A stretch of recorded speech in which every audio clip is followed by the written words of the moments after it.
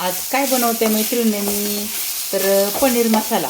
तर त्यासाठी बघा मी इथे आपलं टोमॅटो कट करून परतवलेला आहे. त्यानंतर कांदा आणि ढोबळी मिरची. आता थोडंसं तेल टाकून घेतलेलं आहे. त्याच्यामध्ये टाकूया 1 चमचाभर मिरची.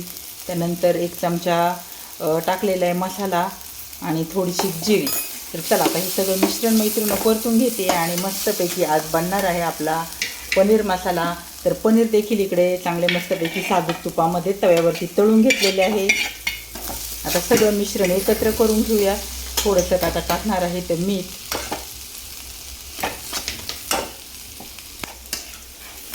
छान इकडे मसाले आता लागलेले आहेत आपल्या पनीरला सगळे. आणि बघा थोडंसं आता मी पाणी ॲड करणार आहे. थोडंसं टाकणार आहे अंगापुरतं. इकडे आपला पनीर मसाला तयार झालेला आहे मैत्रिणींनो. वरतून थोडीशी कोथिंबीर.